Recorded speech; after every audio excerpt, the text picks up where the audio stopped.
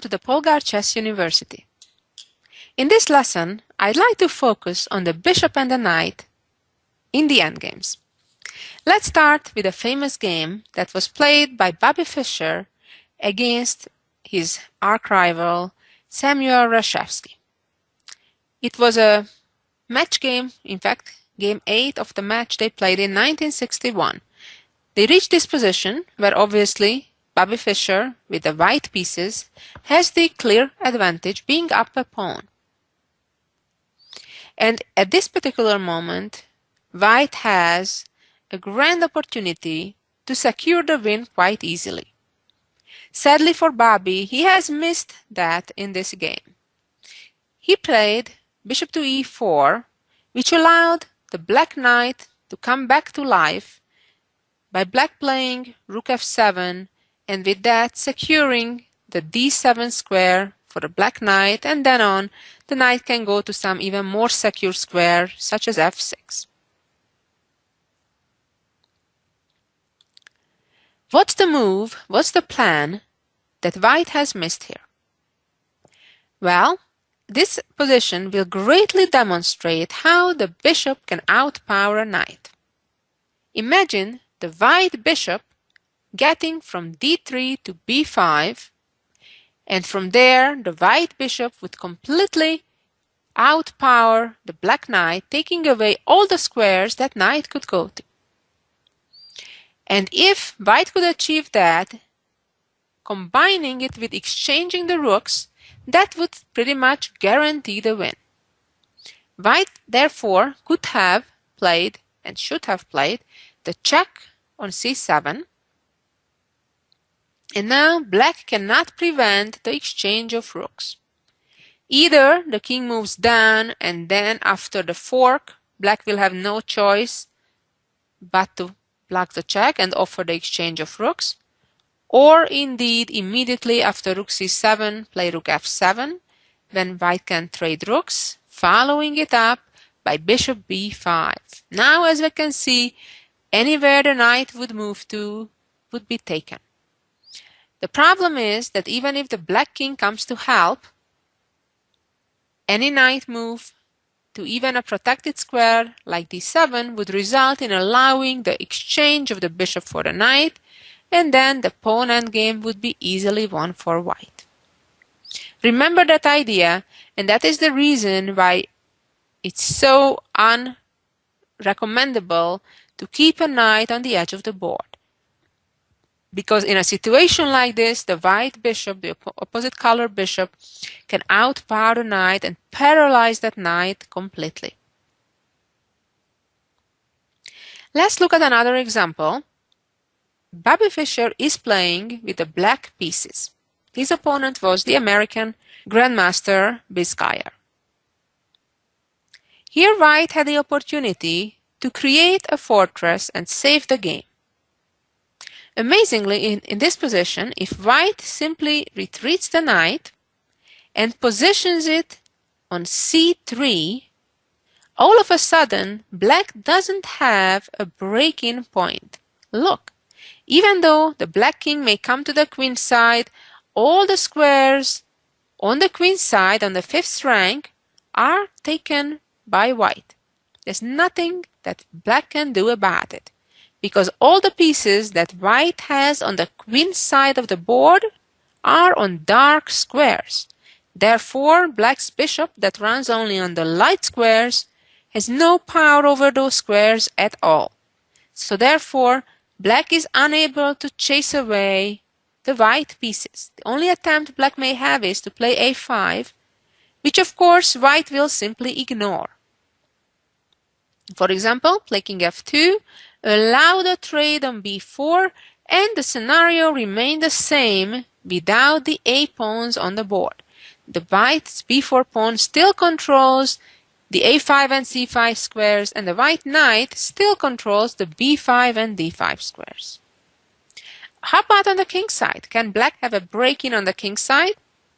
Not really, because even if the black king appears on e5, let's say just making some waiting moves, the black king doesn't go anywhere there either. The white knight controls the e4 square, and the white e3 pawn controls the d4 and f4 squares.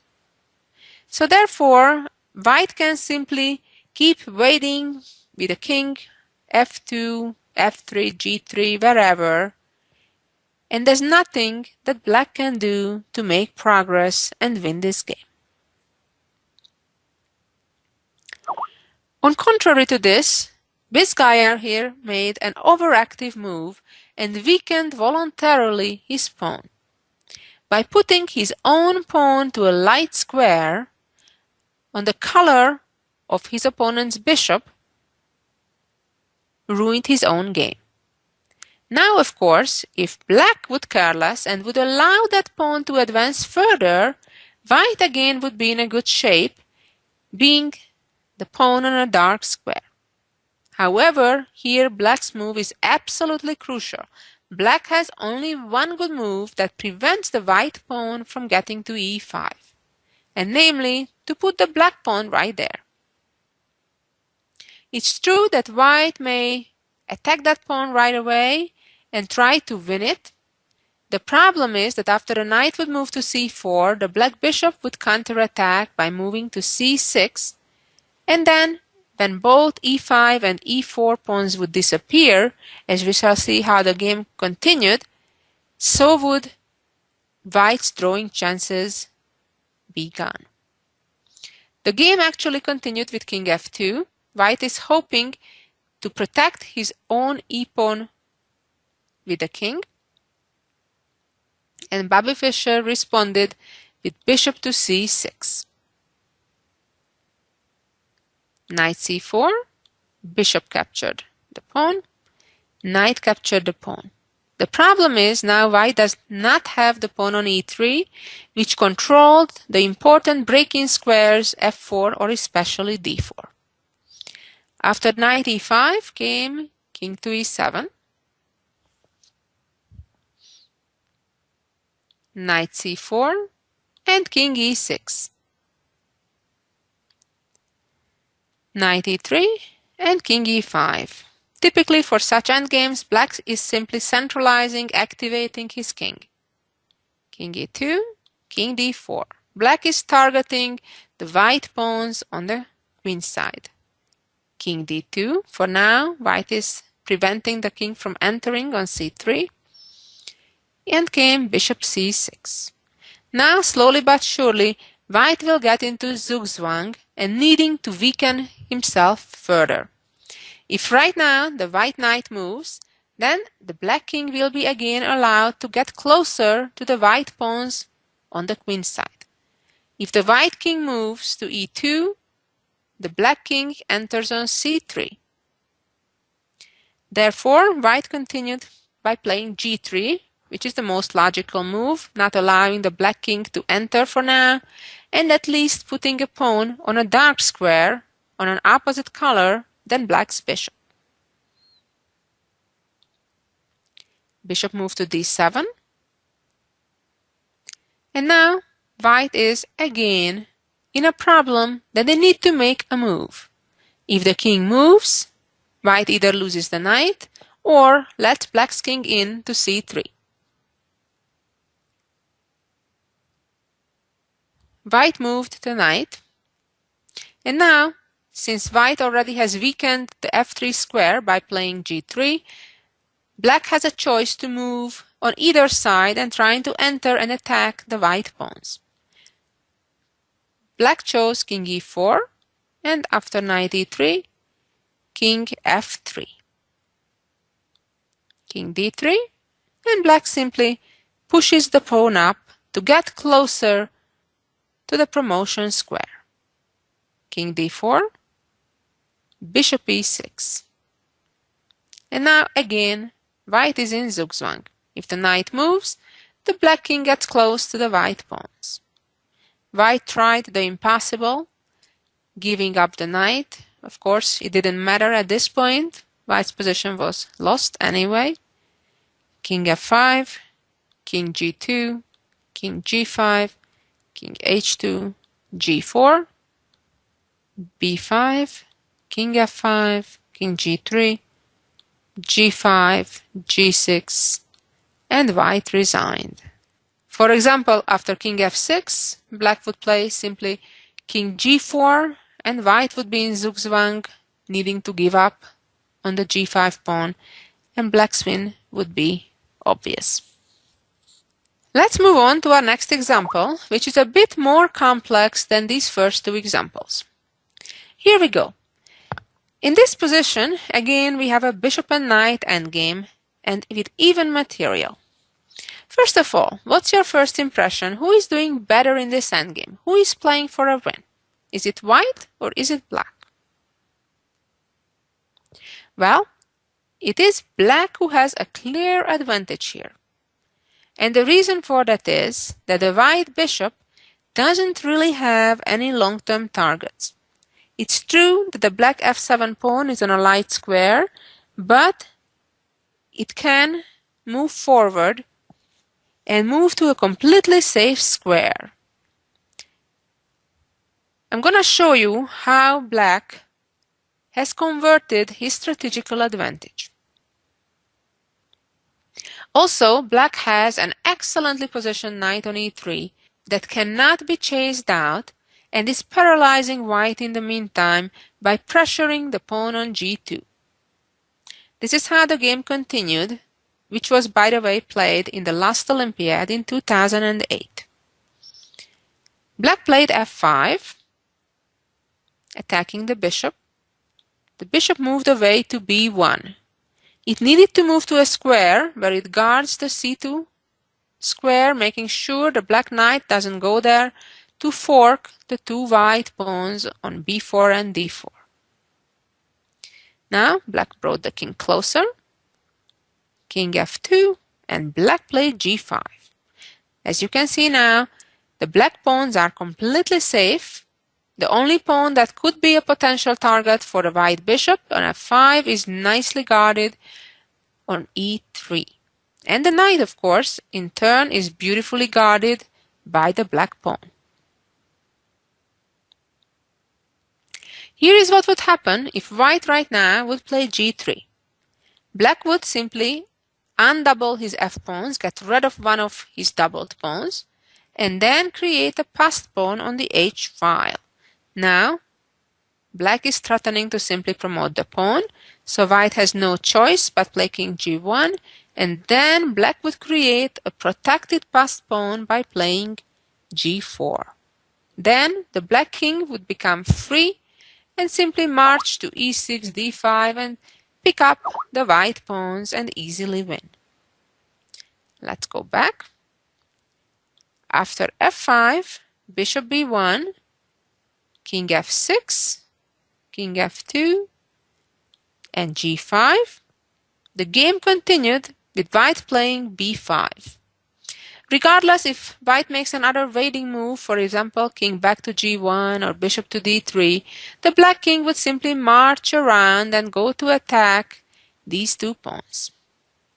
So white played b5, and black moved king to e6, threatening to move to d5 and pick up on the d4 pawn. In the meantime, white checked, preventing king d5, but the king goes towards the other pawn, king d6. White can do nothing but wait. Bishop b3, king c7, bishop e6, king b6. So the king came around, targeting the b5 pawn. Bishop had no choice, moved to d7, protect the pawn. And now the knight goes after the pawn on d4, knight c2. If white now would capture the pawn on f5, white would lose two pawns, not just one, the d4, and right after that, the b5.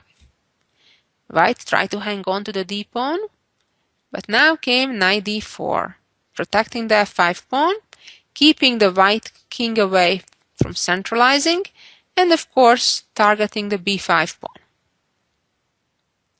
White responded by playing g3.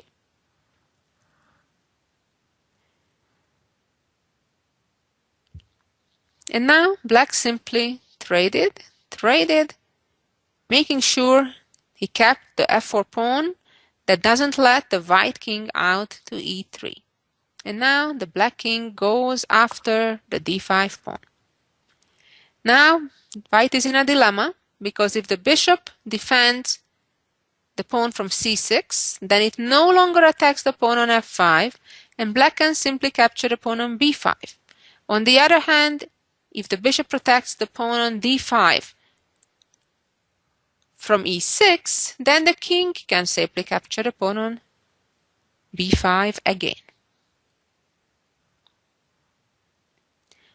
White traded pawns on f4 and played king d2. Black captured the pawn on d5, king f2, king d6. Bishop e8 hanging on to the b5 pawn, king c5, bishop d7.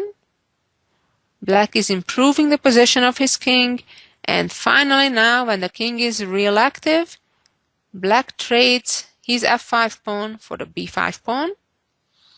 And now all black needs to do is making sure the white king will not be able to get to the a file to stop the black pawn, and simply black is shouldering, keeping the white king away from crossing over to the queen side, and then the a pawn will simply march up with the help of the knight, will force the bishop to give itself up for it, and then the win is very easy.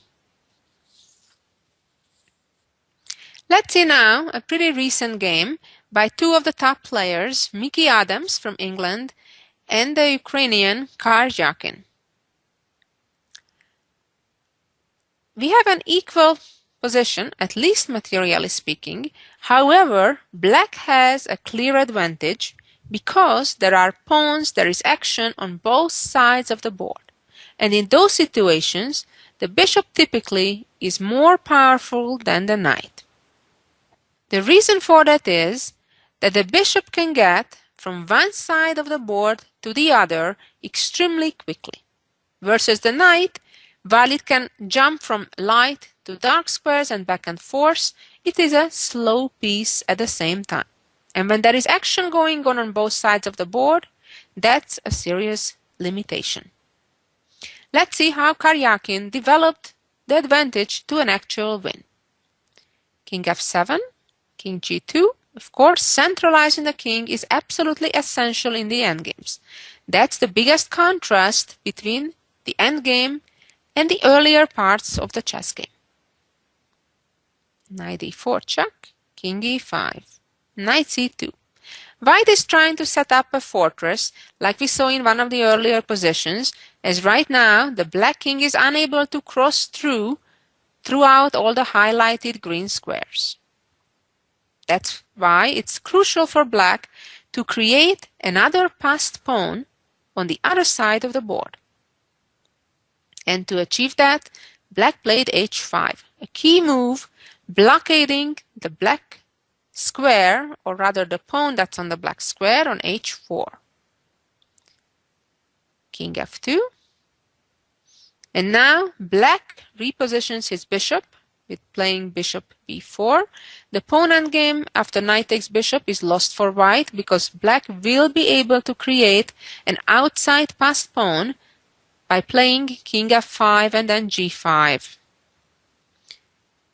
White played king e2, which allowed bishop e7, targeting the pawn on h4. Of course, white did not blunder that. The knight is coming to the defense, combining the threat of a fork with knight c4 and winning the a5 pawn, and the defense of the h4 pawn with knight g2. Black needs to keep pawns on both sides of the board, especially in view of black having a wrong corner on the h file. So imagine if black instead would have traded, allow this check, and then white capturing the pawn on a5. All white needs to do after that to give up his knight and even these two pawns for this lonely pawn on g7. And even if black would have an extra bishop and h5 pawn, as long as the white king reaches to g2, imagine all the other pieces gone. Just the white king reaching on g2, black king wherever, and the black bishop and pawn that are highlighted, it's still a draw because the promotion square of the h5 pawn is h1, and that is of an opposite color from the bishop that they would have. So the bottom line is black needs to keep that a5 pawn. White responded with knight g2, protecting the pawn, and now the king is going on the other side, king d4. White played king to d2, and now g5. Black creates a passed pawn. Capture, capture back with a check, f4, bishop d8, king e2, and the passed pawn advances. This is a very dangerous position for the knight, because if black would get one more move to advance, the pawn would promote. Knight e3, the knight is trying to catch the pawn, h3, king f3, h2, knight f5 check. In this position, white could catch the pawn with knight g3, but then black would simply capture the pawn on b3 and then promote the a pawn. White continued by playing king g2, king b3, knight d4 check, and after king c4, white resigned.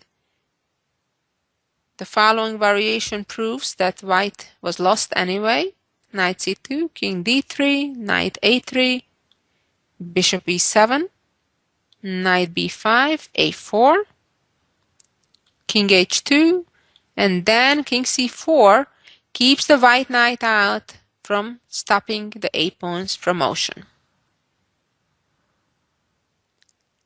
And here is our jewel of the week. In this position, it's white's turn, and black has an extra bishop. It's true, white has two pawns for it, but being white's to move, white has no choice but give up one of those pawns. If you remember one of my comments a couple of minutes ago, I was talking about a wrong corner, and that's exactly the same pattern that white is using here to escape from a seemingly lost position. However, the move order is rather important. Which pawns to give up first? Should white promote the g-pawn, or should white give up the a-pawn first? Try to give it a thought yourself and then come back and see if you got it right. The wrong solution is to advance the g-pawn, because then after bishop takes, a4, the black pawn is not forced to capture our pawn, which would be a draw, but could push through, and then black would win easily. On the other hand, if white reversed the order and plays a4 first, then the bishop cannot capture, because that would allow the pawn to promote and stay alive. If now black pushes through, white is winning again, because the bishop will be unable to hold off both passed pawns. So black will be forced to capture, and then the pawn promotes, bishop takes, and now all white needs to do is get rid of his b pawn, and he can do that best by playing b4, and then if black captures en passant, that would be stalemate. The same result would happen if black doesn't capture the pawn, because there is no way for black to chase the white king out of the corner. So white will freely just advance the pawn, not even mind losing the pawn even if it will be captured. Black has no way to make progress in this position. Well, thank you for listening. I hope you learned some, and be back next week to learn some more chess knowledge. So long until then.